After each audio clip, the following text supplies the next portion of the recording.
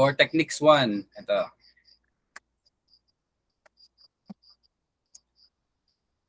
Shading and simultaneous contrast.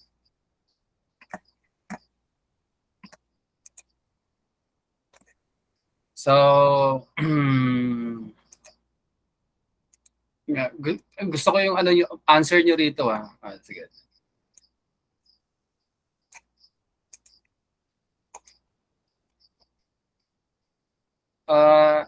Etong shade na to, nakikita niyo yung shade, no? Na parang middle tone. Yung gumagalaw, the same shade, di ba? Ano sa tingin, confirmation lang. The same shade ba sa paningin nyo? Sagot lang. The same Parang shade. parang mas makapal, sir. Di ba? I mean, yung shade niya, yung shade, yung Yes po. value, yung value. Same lang po, sir. Same lang po. Same lang, sir.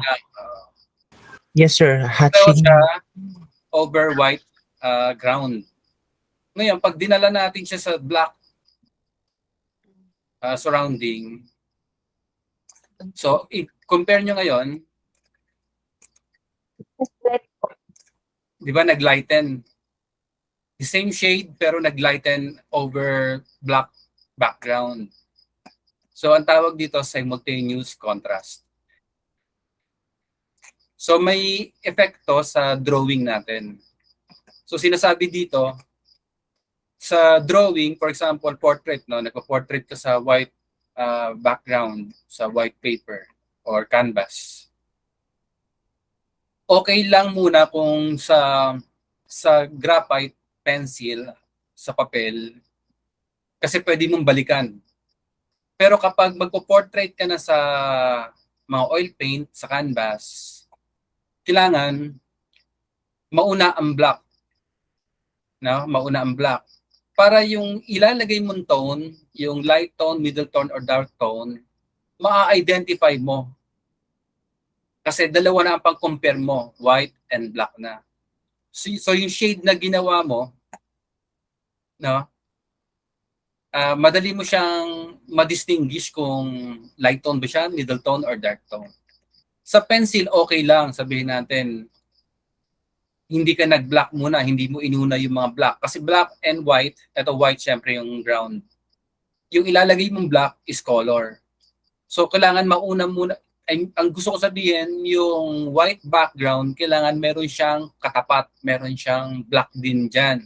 Para yung ilalagay mong shade, malalaman mo, dalawa pang compare mo, white and black, white and black. So malalaman mo kung anong klaseng shade ito.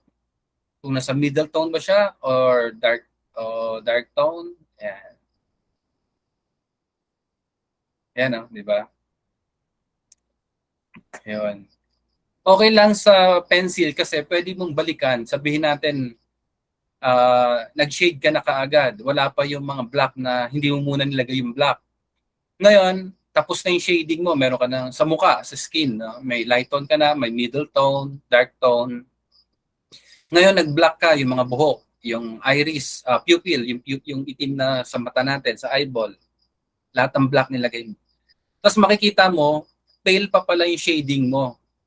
Kasi nga, na-compare mo doon sa black. Kaya nagmumukhang maputla. Sa pencil, graphite pencil, pwede mo pa siyang balikan para i-shade to darken.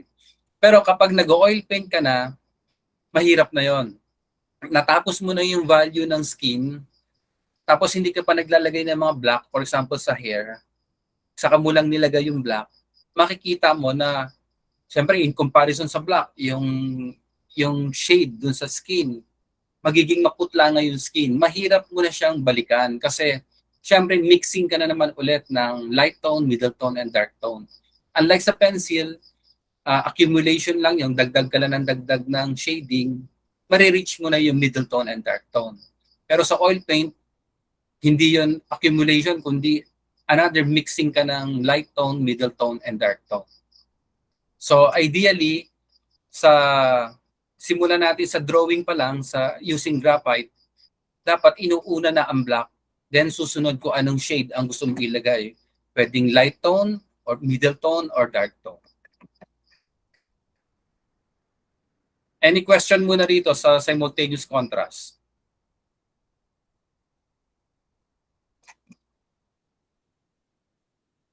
Wala po. Okay. Pero practicein nyo yan sa pag magdodrawing kayo sa papel, unahin nyo muna yung black. Kung portrait yan, unahin nyo muna yung buhok na itim, o kaya yung pupil sa mata, o kunyari kung may kwelyo, yung sulok-sulok na itim, yun muna ang ilagay nyo. Para alam mo kung ano yung susunod mong shade. Alam mo, identify mo kung anong shade yung nilalagay. Ito, shading techniques. So yan, merong klase ng iba't ibang klase ng shading. Hatching, yung slanting, no? Yan, cross. Yung slant, kinounter mo, so cross-hatching. Then circulism and contouring. Ito yung mga examples. Hatching.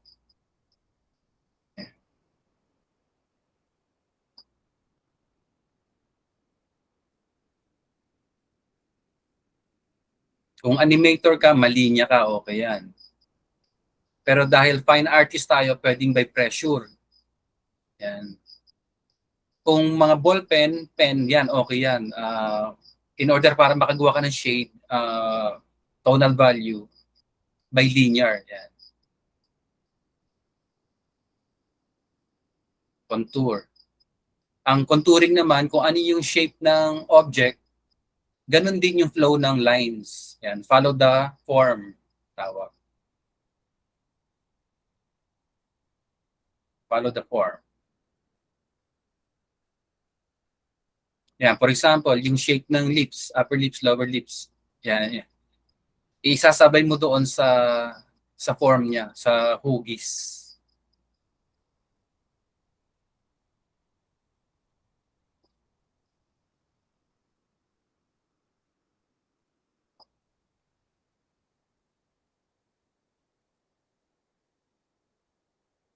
Hindi ko pa yung combined technique sa susunod na to.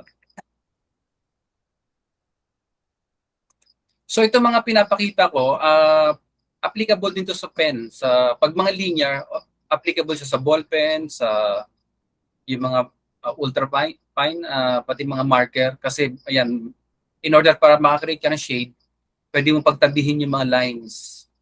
Yan, makakreate ka ng dark tone, middle tone, light tone. So pag magkakadikit, mas darker. Kapag magkakahiwalay, mas lighter. Pero merong isang advantage ang graphite pencil. Yung by pressure. Kapag diniinan mo, makakagawa ka ng dark tone. Siyempre, pag medyo inangat-angat mo, papunta na yun sa light tone. From dark tone, middle tone, to light tone. So by pressure, pwede kang makagawa ng tonal value. And that's all, ma'am. And ma'am, pwede natin idagdag yung by pressure, yung para makakreate sila ng shade. Sige sir. Middle tone, dark tone.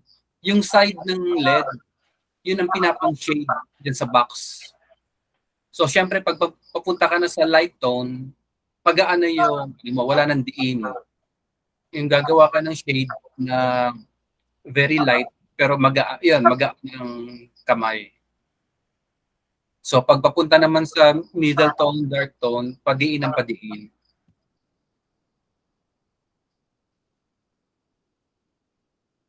Kasi ito, ang gamit dito ma'am, yung tip ng LED yung dulo ng pencil, so applicable to sa mga pen, mga ball pen, mga marker, yan. Pero yung isang advantage ng graphite, by pressure, pwede kang makagawa ng shade. Another boxes na nakagawa sila ng tonal value using pressure, yung diin ng pencil. Okay. So, kahit halimbawa apple or sphere, tama ba? Pwedeng gamitin yun ma'am, yung combined techniques.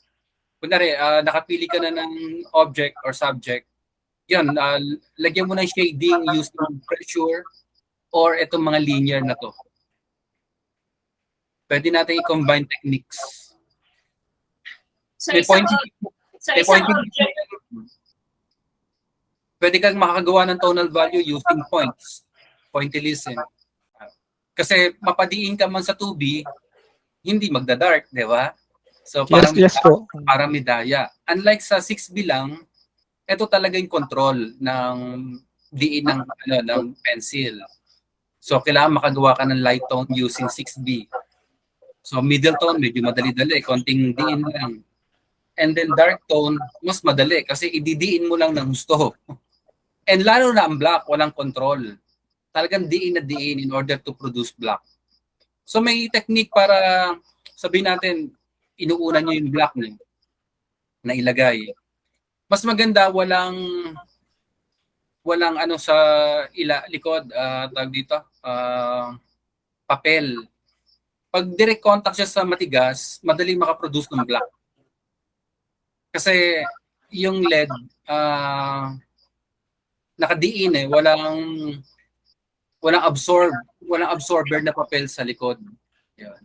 Ngayon pag magagawa ka naman ng light tone, ang shading kailangan light tone, pwedeng damihan mo yung papel sa likod. Kasi ma-absorb niya naman yung mapadiin ka man, light tone pa rin yung mapoproduce mo. Meron siyang absorber, na-absorb niya yung pressure na binibigay mo. May isang video pa ako niya next meeting na lang, yung gaano kalaking ilang sukat ng LED na dapat mong palabasin sa pencil.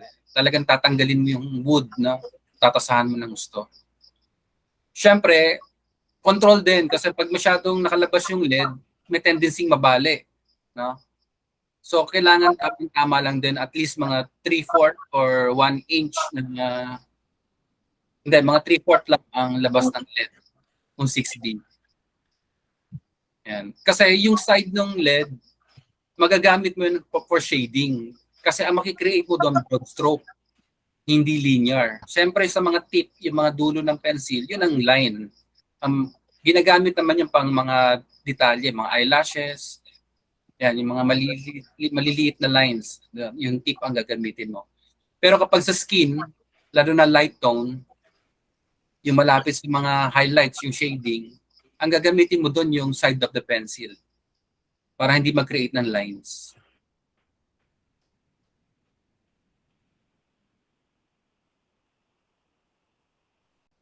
Siguro, pag hindi pa sanay, pwedeng simulan sa sharpener, no? Yun, ikot-ikot muna. Then, kung gusto palabasin pa ng gusto yung LED, cutter talaga ang professional na gamit pang sharpen.